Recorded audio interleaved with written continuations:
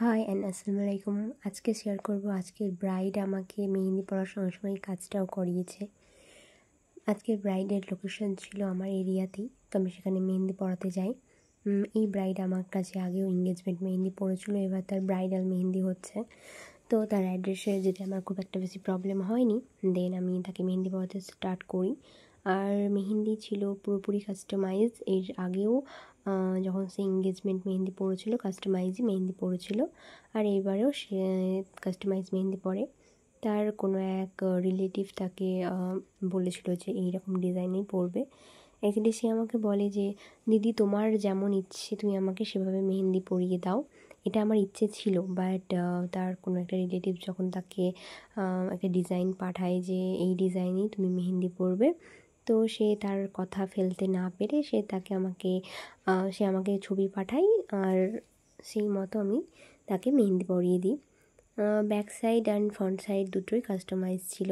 সে দুটোই যেমন চেয়েছিল, যেমন সে আমাকে ছবি দিয়েছিল, আমি সেই মতোই তাকে মেহেন্দি পরিয়ে দিই।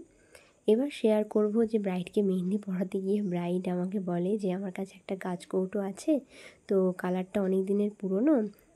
আমি যাওয়ার আগেই সে সেখানে হোয়াইট পেস্টটা মেরেছিল। দেন তারপরে আমি এখানে কালার করতে শুরু করি। তো সে আমাকে বলে যে তুমি আমাকে একটু তোমার মতো করে কিছু কলকা বা ডিজাইন করে দাও না, সেখানে তার বর এবং তার নামটা লিখে দিতে হবে। তো যেহেতু মেহেন্দি পড়াতে অনেক সময় লেগে গিয়েছিল আর অনেক রাতও হয়ে গিয়েছিল, তো আমি তাড়াহুড়ো করে মেহেন্দি এই কলকার গাছকৌটোটা করে দিই। তো তারপরে তাড়াহুড়ো করার পরেও কাজটা খুব একটা সেরকম, আমি যেহেতু স্যাটিসফাইড হইনি, খুব একটা আমার ভালো লাগেনি, তবুও চেষ্টা করেছি নিজের মতো করে দেওয়ার। আর কথা হচ্ছে তার কাছে সেই রকম তুলিও ছিল না যে খুব নিখুঁতভাবে কাজ হবে।